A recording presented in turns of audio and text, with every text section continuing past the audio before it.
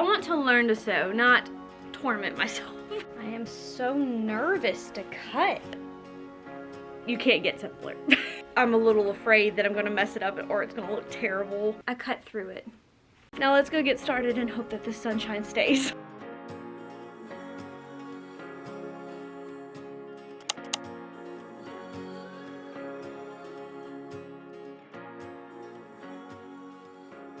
Hey guys, welcome back to the channel. I know it's a little early for this, but the sun came out yesterday and I went outside and the sun hit my face and it was like every problem I have ever had just melted away. And because of that, we are going to try to will the sun and spring to come and stay. And I recently thrifted a handful of items that to me have very much a spring vibe about them. And so today we are gonna do some spring thrift flip home decor projects. Now let's go get started and hope that the sunshine stays.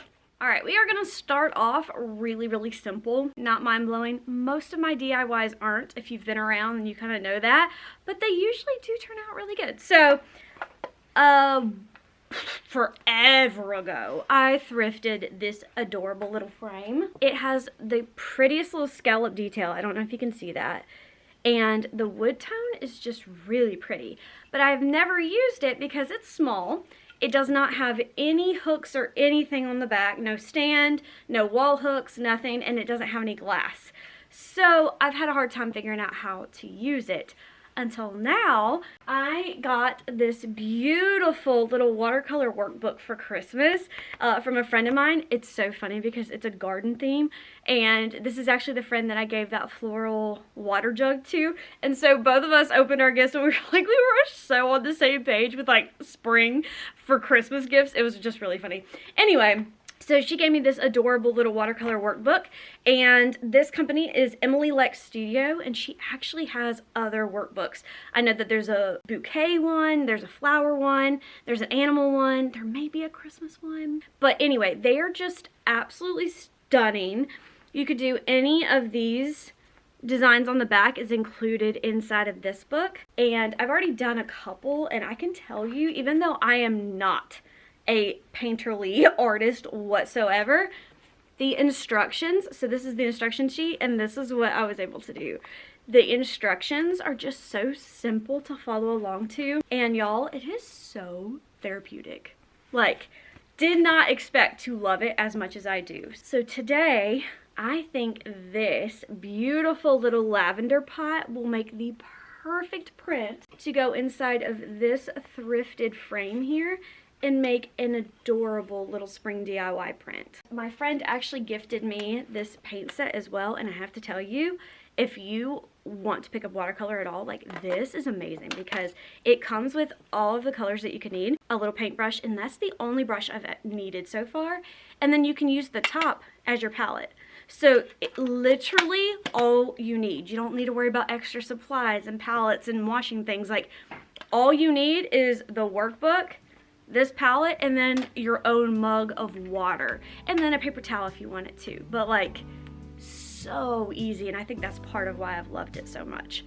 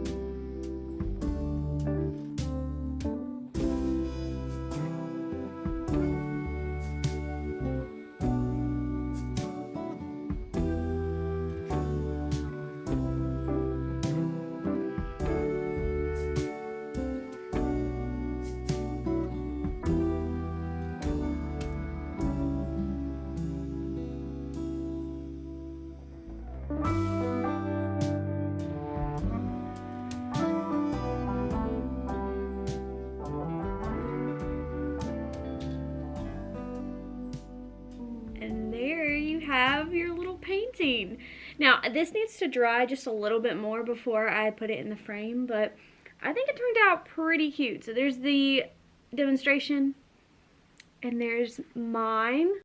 Like I said, I'm not a painter, so it's not perfect. It's a little clunky, if I'm being honest, but I think you get the point. You get there. It's pretty simple to follow instructions and get a pretty decent looking result. So again, I will link this workbook along with some of her others, and I will also link the really awesome like all-in-one paint set that I've been using because it's just so simple.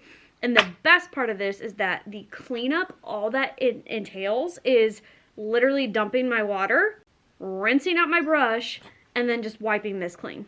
And then like that's it. You can't get simpler. So I'm gonna do that, and then we will put together our little piece of art.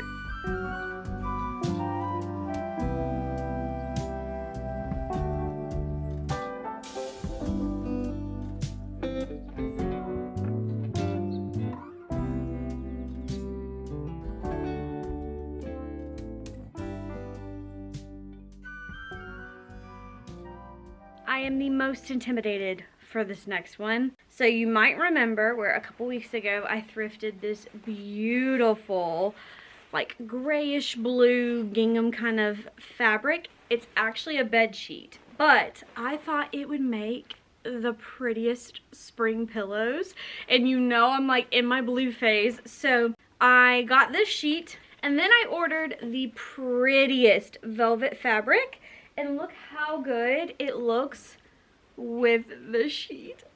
So I ordered this from Amazon, and you guys, to be honest with you, I didn't expect it to be this good. So it is double-sided velvet, but the edges are finished. Unlike my Christmas ribbon that was unfinished on the edges, this one's finished. And it's double-sided velvet, which I love. And the quality is so good. Look how thick this ribbon is. Like, I don't know if you can tell, but it's kind of a thick ribbon. The color is just so pretty for blue, and I'm very, very tempted to order some other colors of it because they had quite a few, and you get so much of it. And I'm pretty sure this wheel was only $12 or something, so it's actually a really good deal for some really quality ribbon. Anyways, I will leave it linked for you because I think it's going to be my new favorite crafting ribbon, but the reason I have ribbon for these pillowcases is because I found this picture of these pillowcases, and I'm pretty sure these are supposed to be shams for like a bed, but it got me thinking, could I make something similar for a throw pillow cover? I loved the look of like that bow.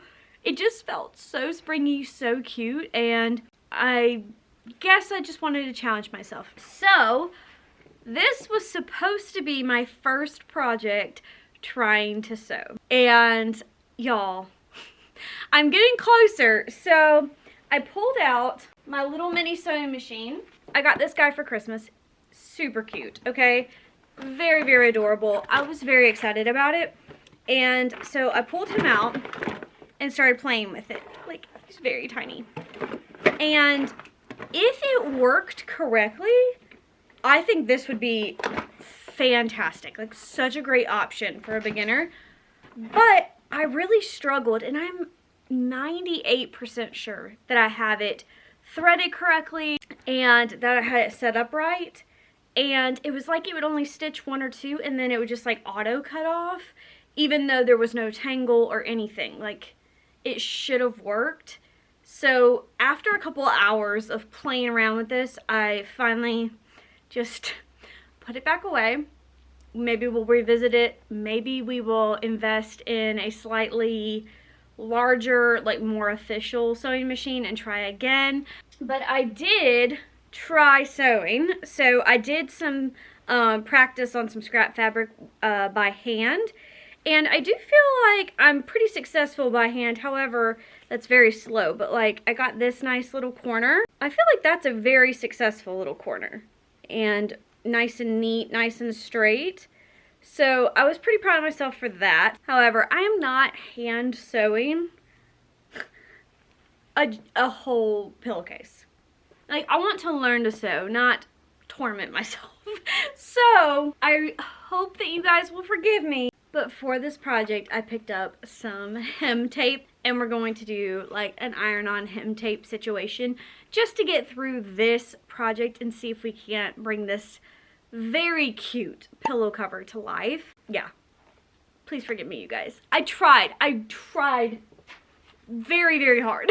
So I'm resorting to this for this project. I'm not saying I'm not going to continue trying to learn to sew, but here we are. So I picked up this hem tape from Walmart, and this one is called Soft Stretch. So it's supposed to move with the fabric a little bit more than normal hem tape. And if I remember correctly, this was like $3 and some change. I picked up 2 of them just to be safe. And I think it's time to get into this project. Even though I'm not sewing it, I'm still a little intimidated because it's not just a cut and dry pillowcase.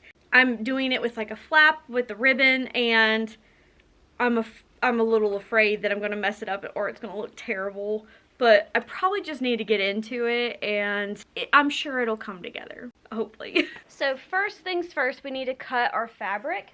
This is the pillow that I'm going to be recovering. So I don't know if you can tell. I got this from Hobby Lobby. It's very cute, but y'all, this is so gross. Up close, I don't know if you can tell how much pilling, like the fabric is pilling, and it is a magnet for dog hair. And so honestly, they look so terrible in person that I've given up on them. But they're such good quality. It's like a faux down. And so I thought it would be an excellent time to recover them and use them. I am so nervous to cut. I know I want a little extra for seam allowance. Alright, I guess let's just do this. I will learn along the way, I suppose. I want this to be my inside flap. Do you know what I mean? So maybe I need to scoot this over some. I may just go ahead and cut this whole strip for what I want for the flap, because then I don't have to worry about this edge. You see what I'm saying?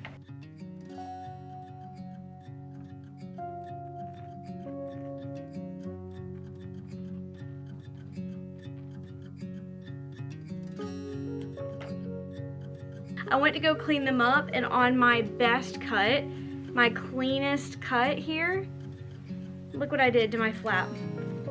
I cut through it. So I had to cut another one. Did not mean to do that.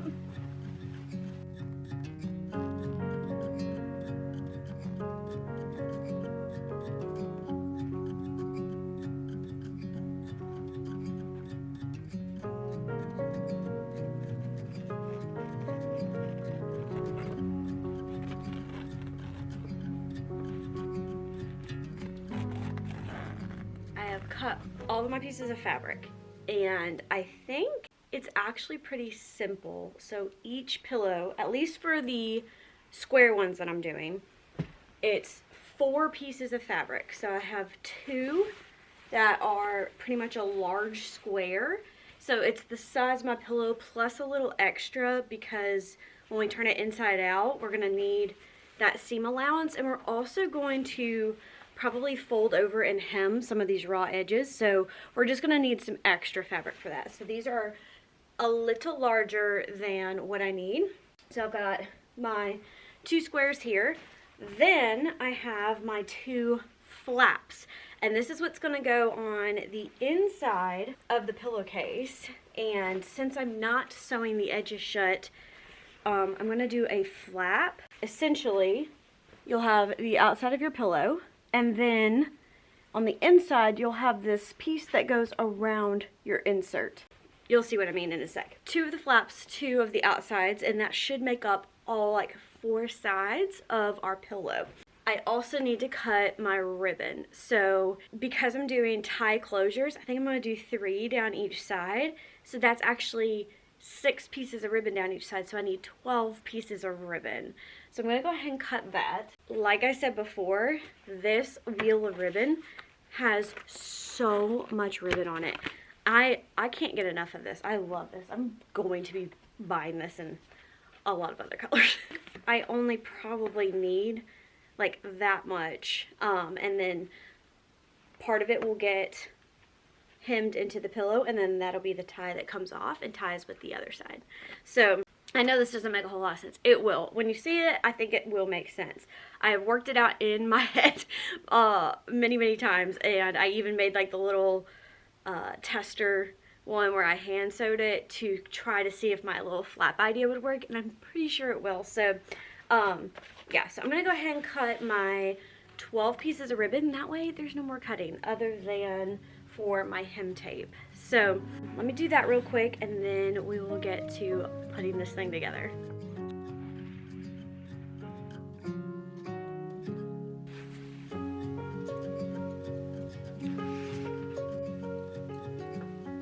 Alright, now I have all 4 pieces of fabric. I have my 2 flaps, and I have my 2 main pieces, and I have all of my ribbons cut. Now we're going to take our hem tape, and I got the kind, like I mentioned, that has some stretch to it, and I'm hoping that this will help it to not bust apart since I'm not sewing. I'm kind of using it as replacement stitches and not just for hemming. There might be a little bit more stress on it, so I'm hoping that this will help that. So what we're going to do is we're going to start by actually hemming one of our raw edges on our main piece of fabric, because when we have the edge of the pillowcase, we don't want to see that.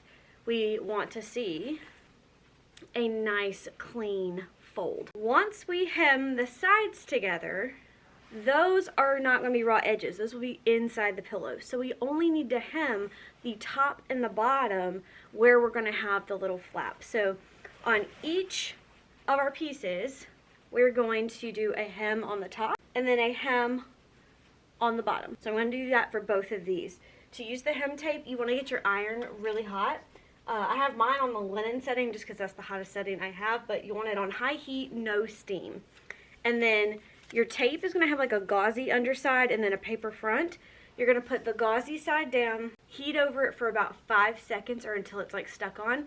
Let it cool, and then when you're ready to actually put the other piece on top, I learned this the hard way when I was testing it out, but don't peel off the tape until you're pretty much ready to add the fabric, because it will dry a little bit and it will take a lot more heat to reactivate that glue to get it to stick correctly. So you're just better off when you're ready, that's when you pull the tape off. But let's get these hems done so that these pieces of fabric are ready for ribbons.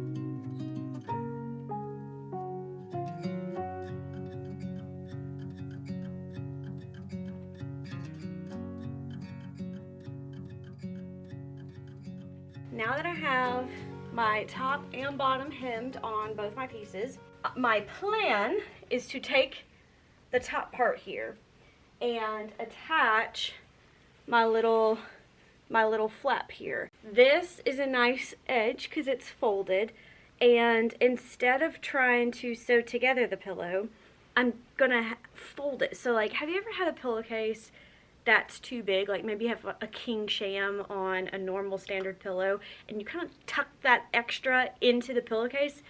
That's essentially what we're going to do with this, and then the little ties are going to keep it closed. So this is a nice clean edge because I cheated and cut the hem that was already done on this bed sheet, but if not, I would have probably just done another edge here. And so all these raw edges don't matter because they're going to be tucked inside the pillow.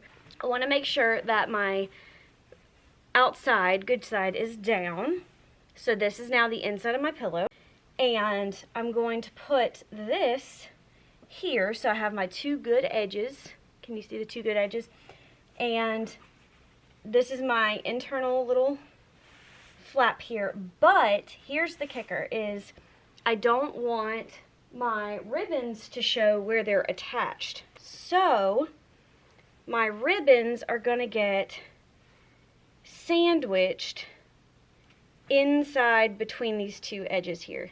And that way it is nice and clean. So I want my 3 ribbons, make sure that they're attached to that, and then I will attach this piece over all of it and it will secure my ribbons inside, but I'll have a nice clean edge.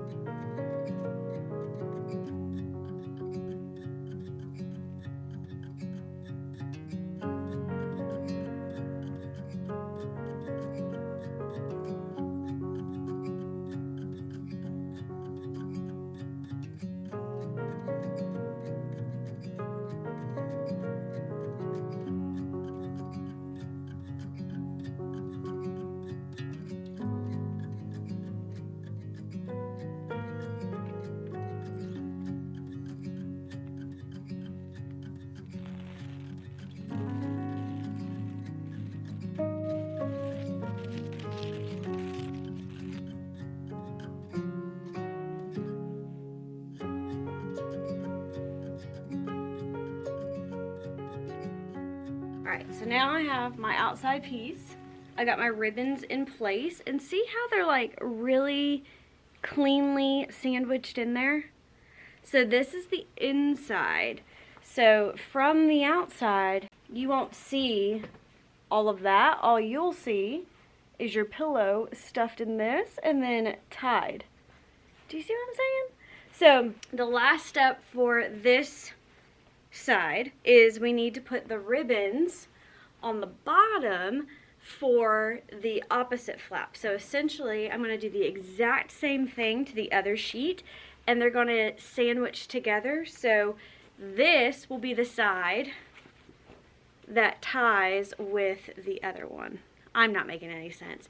Let me just show you. So for measuring purposes, I folded up this bottom edge, and that way I can line up the ribbons on this side with where they are here. So 3 ribbons, and I'm just going to line them up. That way they will match up and actually tie. But the good news is that even if they don't line up exactly by the time we get the whole thing assembled, that they're ties, so you can kind of fake it a little bit as long as they're not super off. So by eye is fine. All right, we are ready to attach our pillowcase and assemble it together. So I have my 2 sides, both have their flap and both have all of their ribbons. And so we're gonna turn them with the insides facing outward, and we're also going to do the flaps opposites. So one flap over here and one over here. And we're going to add our hems and attach it, and we should have a finished pillowcase.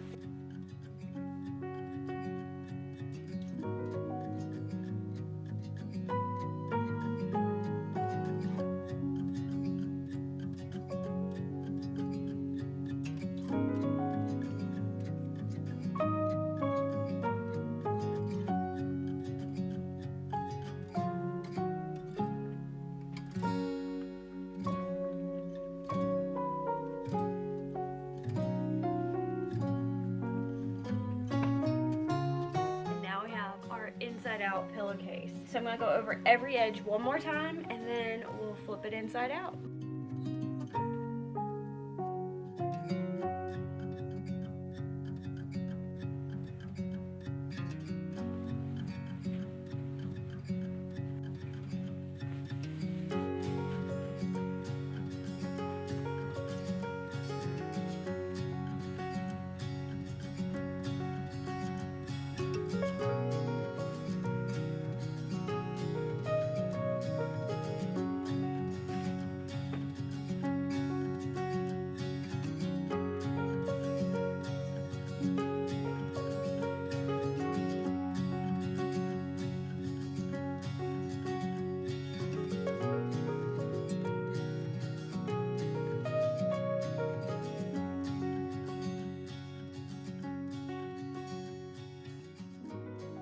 And lastly, you may remember when we thrifted this perfectly good wreath just a couple weeks ago.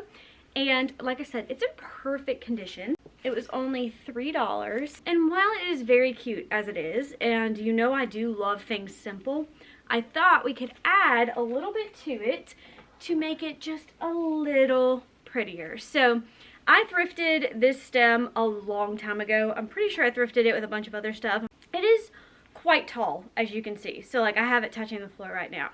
It's extremely tall, so I've never used it. It's also a single, which means it's very hard to fill any kind of vase or anything with it, so I have never used it, but it's very pretty. I mean, it is the prettiest, blushiest color, and they look pretty realistic, to be honest with you. Like, they're very, very pretty. So I thought, since I've never found a use for it and I've had it for so long, what if we clipped off little segments of the flowers and used it to add to this beautiful wreath? Like, look how pretty that is. And then as the final touch, you can use some of this ribbon that is left over and add maybe like a beautiful drapey bow or something. I just feel like that is so springy.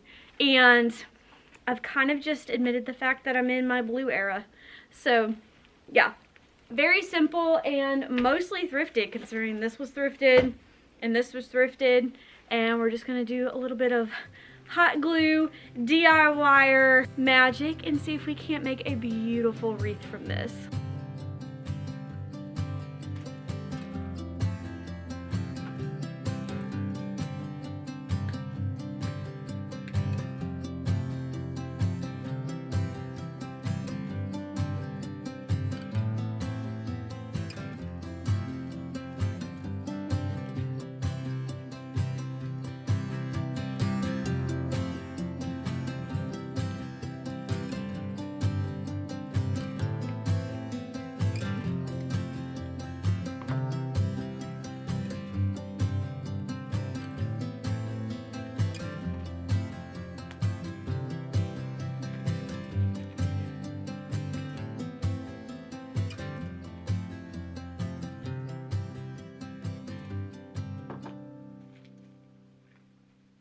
Alright, so now I have my beautiful wreath. I cannot get over this blushy color. It's perfect. And the last thing that I want to add is some kind of like really drapey, pretty bow with this beautiful ribbon that I have because I'm obsessed with it and I'm seriously going to be buying more. But my question is, do I put it from the top, like a bow like this, and have it drape like this? Or, I've never done this before, do I have it where the wreath hangs and the bow hangs from the bottom? I don't know. I just feel like something's so weird about this. Like, I see people do it and I'm like, oh, that's cute, I should try that. And then I do it and I'm like, I don't know if I like it. I always kind of go back to this number. I don't know why. So, because I'm so uncertain, I may just tie the bow on there instead of hot gluing it. That way, if I change my mind, I can just retie it in a different location. But I think I may go this way. I just think it looks so effortless this way. This way looks kind of like the wreath is wearing a bow tie.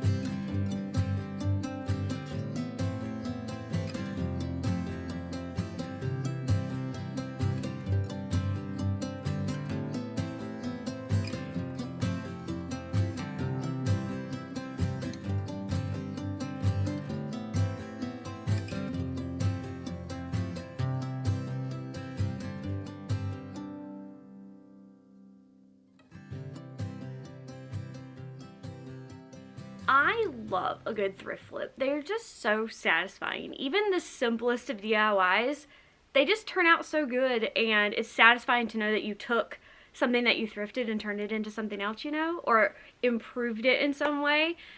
I love the way all of these turned out, but my favorite is definitely the pillowcases, just because they were the most challenging, and also because I replicated a photo that I saw, and that's really satisfying to me that I was able to kind of accomplish that, even though I didn't tackle actual sewing. That was the plan, but I am happy with our pivot, and I would love to try this again. I feel like the pattern would work so well with actual sewing, and so I would love to try this again once I kind of get up to speed on an actual sewing machine, which I still intend to do. I just need to figure out what my next learning curve step is. But anyway, I hope that you enjoyed this video. I'd love to know which of the 3 projects was your personal favorite from today, and I will see you very soon in the next video. Bye guys!